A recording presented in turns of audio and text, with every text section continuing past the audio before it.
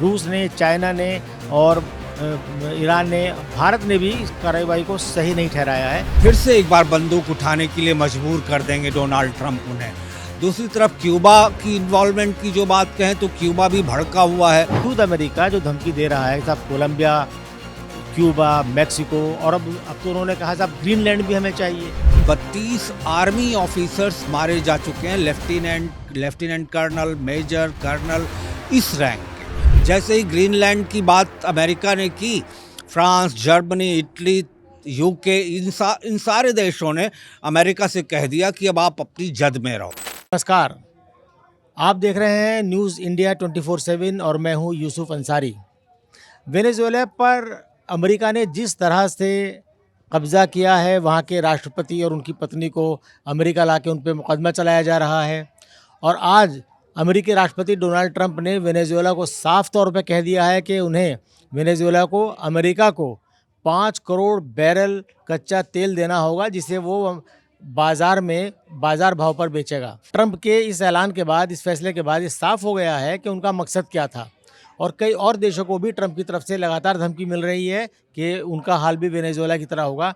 तो इस पूरे मामले में कि अमेरिका के इरादे क्या हैं, अमेरिका का ट्रंप आगे क्या कर सकते हैं और वो देश जिन्हें ट्रंप की तरफ से धमकी मिल रही है वो किस तरह से पलटवार कर सकते हैं, इस पूरे मामले में हमारे साथ बात करने के लिए मौजूद हैं रत्नेश द्विवेदी जी, जो कि विदेश मामलों के जानकार हैं। रत्नेश जी, आपका स्वागत है हमारे इस खास कार्यक्रम में। तो जो अमेरिका की तरफ से आज 5 करोड़ बैरल कच्चे तेल की बात की गई है, इसकी आशंका पहले से थी, तो इसका क्या मकसद है? तो ये साफ जाहिर हो गया है कि अमेरिका का मकसद वेनेजुएला के तेल पर कब्जा करना था। ये बात बिल्कुल सही है। आपने दो चीज़ कही कि वेनेजुएला पर कब्जा कर लिया अमेरिका ने, और दूसरी चीज़ आपने कही कि वेनेजुएला से को तेल देना पड़ेगा। थोड़ा सा मैं इसमें इम्प्रूवमेंट करूँगा। कई लोग कब्जा कह रहे हैं, कई लोग कह रहे हैं एब्डक्शन कह रहे हैं, लेकिन अमेरिका के नज़रिए से अगर हमें देखें तो ना तो ये कब्जा है ना एब्डक्शन है। ये जैसा उनकी पॉलिसी कहती है, फ्रीडम, एक तरह से वहाँ की जनता की आवाज़ सुनना, ये अमेरिका कह रहा है। अब हमने इसलिए कहा कि जिस दिन 2 जनवरी की रात को ये कार्रवाई हुई थी, उसके बाद डोनाल्ड ट्रंप का खुद बयान आया था कि अब वेनेजुएला हमारे कब्जे में है और वेनेजुएला को जैसे हम चाहेंगे वैसे चलाएंगे। इसलिए एक आम धारणा बनी है कि अमेरिका ने वहाँ पर कब्जा कर लिया है। कब्जा अब उनके एक तरह से उन्होंने वहाँ पे टॉपल डाउन कर दिया है, वहाँ पे गवर्नमेंट चेंज कर दी है। उनको जो भी कह लें हम, उन्होंने उसका एब्डक्शन शब्द इस्तेमाल कर लें या जो भी कह लें, खैर वो बात दूसरी हो जाती, क्योंकि बड़े सारे देशों के कमेंट्स भी आ रहे हैं इसको लेकर। वहाँ पर वेनेजुएला को तेल देना नहीं पड़ेगा, बल्कि उसके जितने ऑयल रिजर्व हैं अब वो एक तरह से इनडायरेक्टली अमेरिका के ही कंट्रोल में हैं। तो अमेरिका जितना चाहे उतना तेल ले सकता है, लेकिन उसने एक सीमा निर्धारित करी है कि 5 करोड़ बैरल तेल फ़िलहाल वो लेगा वेनेजुएला से, और उसको अंतर्राष्ट्रीय मार्केट में बाज़ार के दाम पर बेचेगा। ये बहुत बड़ी चीज़ है कि वहाँ से कच्चा तेल लेना, निकालना और उसको बाज़ार के दाम पर बेचना, इसमें अमेरिका को बहुत ज़्यादा फ़ायदा होगा। दूसरी बात आपने जो कब्जे वाली कही, तो अभी आपने देखा होगा 7 देशों के बयान अलग आए, वो हालांकि दूसरे देश के मुद्दे पर हैं। तो ये सारी चीज़ें बहुत तेज़ी से चल रही हैं। और जो बाकी देश, जैसे आपने कहा कि क्या खतरा है, तो गुस्ताव पेट्रो जो कोलंबिया के राष्ट्रपति हैं, उन्होंने तो कह दिया है कि उन्होंने एक्सेप्ट भी किया था कि वो काफ़ी पहले एक लेफ्टिस्ट गुरिल्ला वारफेयर ग्रुप के हिस्सा थे। तो उन्होंने कहा है कि वो जो है फिर से एक बार बंदूक उठाने के लिए मजबूर कर देंगे डोनाल्ड ट्रंप उन्हें। दूसरी तरफ क्यूबा की इन्वॉल्वमेंट की जो बात कहें तो क्यूबा भी भड़का हुआ है, क्योंकि उसके 32 आर्मी ऑफिसर्स मारे जा चुके हैं, लेफ्टिनेंट कर्नल, मेजर कर्नल, इस रैंक के। तो इसलिए क्यूबा भी बहुत ज़्यादा इससे आहत है और कुछ न कुछ कदम उठाएगा। रत्नेश जी, अमेरिका के इस कदम को दुनिया के ज़्यादातर देशों ने, सिवाय 1-2 देश को छोड़ के जो अमेरिका की भाषा बोलते हैं, अमेरिका की ज़ुबान वो बोलते हैं, उन्हें छोड़ के रूस ने, चाइना ने और ईरान ने, भारत ने भी इस कार्रवाई को सही नहीं ठहराया है और ज़्यादातर का कहना ये है, भारत में भी तमाम पार्टियों के नेता ये बात कह रहे हैं कि साहब अमेरिका ने जो कुछ किया है वो यूएन चार्टर के ख़िलाफ़ है, अंतर्राष्ट्रीय कानूनों के ख़िलाफ़ है। इसके बावजूद अमेरिका जो धमकी दे रहा है कि साहब कोलंबिया, क्यूबा, मेक्सिको और अब तो उन्होंने कहा साहब ग्रीनलैंड भी हमें चाहिए। तो ग्रीनलैंड चाहिए तो डेनमार्क के राष्ट्रपति या प्रधानमंत्री की तरफ से भी कड़ा रिटेलिएशन आता है। तो इस धमकी को ट्रंप की आप कैसे देखते हैं? देखिए क्या वाक़ई वो दूसरे देशों में इस तरह का हाल कर सकता है जैसा वेनेज़ुएला में किया? देखिए, ये धमकी नहीं है। अगर हम यूएस पॉलिटिक्स को शुरू से देखें, तो जब जॉर्ज एच डब्ल्यू बुश थे, जो जॉर्ज डब्ल्यू बुश के फादर जब वो प्रेसिडेंट थे 1990s 91 में, तो उन्होंने मैक्सिको के प्रेसिडेंट को भी इसी तरह उठाया था। और उसके बाद जब जॉर्ज डब्ल्यू बुश बने तो उन्होंने इराक के राष्ट्रपति सद्दाम हुसैन को, जब ओबामा बने तो उन्होंने ओसामा बिन लादेन को मैं नहीं कहूँगा, मैं इलेक्टेड गवर्नमेंट की बात कर रहा हूँ। तो उन्होंने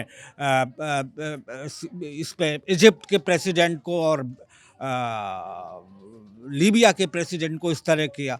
तो ये एक तरह से एक पॉलिसी चली आ रही है उनकी कि चाहे वो डेमोक्रेटिक हों या रिपब्लिक हों, वो पॉलिसी के से बाहर नहीं जाते। दूसरी बात आपने कही कि जो अमेरिका के मित्र देश हैं वो भी अब विरोध कर रहे हैं, तो ये बात सही है। जैसे ही ग्रीनलैंड की बात अमेरिका ने की, फ्रांस, जर्मनी, इटली, यूके, इन सारे देशों ने अमेरिका से कह दिया कि अब आप अपनी जद में रहो, अब आप इससे ग्रीनलैंड की तरफ ये बातें मत करो, अब आपको ये सोचना चाहिए कि ये विस्तारवादी नीति नहीं तो आपकी बन जाएगी। लेकिन सबसे बड़ा सवाल है कि क्या अमेरिका इस पर रुकेगा? तो मुझे नहीं लगता। जिस तरह से उसका शिफ्ट अब प्रोटेस्टर्स को सपोर्ट करना ईरान में है, वो अब अगर हम पैनी निगाह डालें तो वो वही बात सामने आएगी कि प्रोटेस्टर कहाँ से आए। उसके बाद जो इजराइल और ईरान के बीच हुआ, उसमें अमेरिका का क्या रोल रहा। तो अमेरिका और डोनाल्ड ट्रंप अपने सेकेंड टर्म में डोनाल्ड ट्रंप बहुत बदले हुए नज़र आ रहे हैं, बहुत ही सख्त डिसीजन ले रहे हैं। आपने एक बात कही भारत की प्रतिक्रिया की, तो भारत ने हालांकि ये कहा कि वो किसी तरह की हिंसा की वकालत नहीं करता, लेकिन वो एक तरह से इनडायरेक्टली उन्होंने प्रेसिडेंट ट्रंप को सपोर्ट कर दिया। जो स्टेटमेंट आया विदेश मंत्रालय का कि वो किसी भी तरह की फ्रीडम या डेमोक्रेटिक सेटअप को बहाल करने के पक्षधर हैं। बुनियादी सवाल ये है कि ट्रंप की तरफ से जो धमकी आ रही है कि जैसे उन्होंने कहा क्यूबा के बारे में कि भाई आपका वेनेजुएला पर एक कार्टर बना हुआ था हमारे यहाँ ड्रग सप्लाई करने का, तो आपका अंजाम भी वेनेजुएला की तरह होगा। तो क्या मैक्सिको में, कोलंबिया में या क्यूबा में या किसी और देश में वेनेजुएला पार्ट 2 दोहराया जा सकता है? आपको क्या लगता है? देखिए, जैसे वेनेजुएला का ऑपरेशन बिल्कुल अनएक्सपेक्टेड था, सारी दुनिया की निगाह लगी थी ईरान की तरफ, और हालांकि वेनेजुएला में तमाम सारी कार्रवाई हो रही थी, उसके युद्धपोत समंदर में आए हुए थे और जो जेट लड़ाकू विमान है वो वहाँ हवाई क्षेत्र में उड़ान भर रहे थे। लेकिन किसी को ये एक्सपेक्टेशन नहीं थी कि ओवरनाइट हाफ एन आवर के ऑपरेशन में राष्ट्रपति और उनकी पत्नी को इस तरह से कब्जे में ले लिया जाएगा, वो भी 4-5 हज़ार मील दूर से उनको न्यूयॉर्क लाया जाएगा, वहाँ उन पर मुकदमा चलाया जाएगा। लेकिन आपने जो बात आशंका जताई है कि क्या क्यूबा और कोलंबिया और ग्रीनलैंड जैसे देशों पर कुछ आशंका हो सकती है कि डोनाल्ड ट्रंप इस पर कार्रवाई करें, वहाँ भी इस तरह की कुछ हरकत करें, तो संभावना तो है। लेकिन जैसे मैंने कहा, वो जो भी होगा बिल्कुल अनएक्सपेक्टेड होगा। लेकिन वहाँ डीईए के लोग, जो उनका डिपार्टमेंट है जो इलीगल इमिग्रेशन और ड्रग्स को देखता है, ड्रग्स के मामलों को, वो वहाँ उनके लोग हैं और वो तमाम सारी रिपोर्ट्स भेज रहे हैं जिससे Donald Trump her minute to minute जानकारी वहाँ की रख रहे हैं। क्यूबा और कोलंबिया दोनों इस समय टॉप लीग में हैं, अमेरिका के निशाने पर हैं, लेकिन शिफ्ट ईरान की तरफ भी है। जिस तरह से वेनेजुएला के राष्ट्रपति निकोलस मादुरो को अमेरिका हथकड़ी लगा कर के लाया और जिस तरह उनकी विजुअल्स आ रहे हैं कि साहब हथकड़ी लगाकर ही उन्हें अदालत में पेश किया गया। इसे क्या आप मानते हैं कि साहब ये उनको इंसल्ट किया गया है दुनिया को दिखाने के लिए? क्या अंतर्राष्ट्रीय कानून इसकी इजाज़त देते हैं? देखिए, हम अगर निकोलस मादुरो को जाने वो थोड़ा-सा समझने की कोशिश करें, तो हमेशा से ही जब ह्यूगो चावेज़ थे, तब भी वो बहुत बड़े नेता माने जाते थे और एक तरह से 2003 में ही ह्यूगो चावेज़ ने इन्हें बढ़ाना शुरू कर दिया था और 2013 में जब उनकी कैंसर से डेथ हुई ह्यूगो चावेज़ की, तो उन्होंने निकोलस मादुरो को अपना उत्तराधिकारी घोषित कर दिया और निकोलस मादुरो भी कोई बहुत बड़े परिवार से नहीं आए, जैसा लैटिन अमेरिका और कम्युनिस्ट देशों का होता है कि बहुत निचले स्तर से निकले, 2 बेडरूम के अपार्टमेंट में वो पले बढ़े और उनके पिता भी कोई बहुत अच्छी पद पे नहीं थे। लेकिन निकोलस मादुरो ने अपना एक ओहदा बनाया, एक विश्वसनीयता ह्यूगो चावेज़ के सामने अर्जित की। इतनी बड़ी देश के नेता बने और काफ़ी अरसे से हैं, 2013 से हैं। तो जिस तरह अमेरिका एब्डक्ट करके लाया, हाथों में बेड़ी और उनकी वाइफ़ को तो यहाँ भी सुनाई पड़ रहा है कि पसलियाँ टूटी हुई हैं। उनके वकील ने कहा कि पूरे शरीर का एक्स-रे होना चाहिए। तो जिस तरह एक मिलिट्री वैन में उनको पूरे न्यूयॉर्क में घुमाया गया डोर खोल के, तो वो जो है एक तरह से अनएथिकल तो कह सकते हैं। लेकिन फिर वही बात आती है, जब आप अमेरिका की गिरफ्त में हैं, उसकी कोर्ट की निगरानी में हैं, तो अमेरिका जो करेगा वो अपने नियम कानून के हिसाब से कहेगा। बाकी देश कमेंट कर सकते हैं, यूनाइटेड नेशन में अपनी आवाज़ उठा सकते हैं, लेकिन जहाँ तक मेरा मानना है इससे आगे कोई आगे बढ़ेगा नहीं। हालाँकि एक छोटी-सी खबर ये आई है, मैं आपका ध्यान आकृष्ट करना चाहूँगा कि रूस की एक पनडुब्बी वेनेजुएला के समुद्र तट पर दिखाई दी है। क्या आपको लगता है कि यूनाइटेड नेशंस में इस बात पर कोई एतराज़ जताया जाएगा और कोई नरमी बरती जाएगी मादुरो के साथ?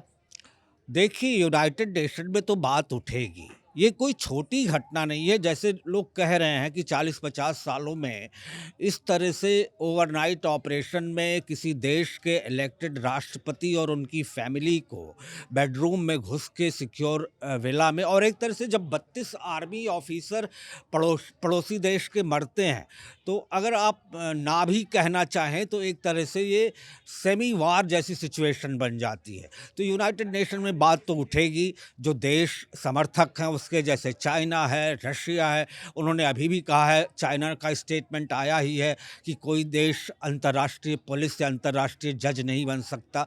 तो यूनाइटेड नेशन में तो बात उठेगी, अमेरिका को क्रिटिसाइज़ किया जाएगा, लेकिन जैसे हम जानते हैं कि अमेरिका जॉर्ज बुश के टाइम पे भी आपने देखा होगा वेपन ऑफ मास डिस्ट्रक्शन के मुद्दे पर सद्दाम हुसैन को घेरा गया था। हालांकि अभी तक कोई प्रूफ नहीं मिला है और यूनाइटेड नेशन के जो इंस्पेक्टर जनरल थे हैंस ब्लिक्स, जब वो टीम उनकी गई थी तब भी कोई प्रूफ नहीं मिला था।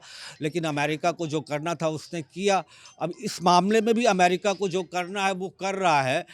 दो दूसरे देशों की प्रतिक्रिया यूनाइटेड नेशन में कहीं यूनाइटेड नेशन तक ही ना रह जाए, इसकी बहुत ज़्यादा संभावना है। हाँ, रत्नेश जी हमसे बात करने के लिए बहुत-बहुत शुक्रिया। इस मुद्दे पर आप नज़र बनाए रखिए हालात पर और फिर इस बारे में आपसे बात करेंगे। बहुत-बहुत शुक्रिया फ़िलहाल। तो ये थे विदेश मामलों के जानकार रत्नेश द्विवेदी जिन्होंने खुलकर बताया कि अमेरिका के हौसले क्या हैं और अमेरिका आगे क्या कर सकता है और ये आशंका लगातार बनी हुई है क्योंकि डोनाल्ड ट्रंप की तरफ से लगातार धमकी आ रही है कि साहब वो कई और देशों में इस तरह का ऑपरेशन कर सकते हैं। तो अभी हालात पे नज़र बनाए रखने की ज़रूरत है। जैसे-जैसे आगे डेवलपमेंट होंगे हम आपसे फिर रूबरू होते रहेंगे।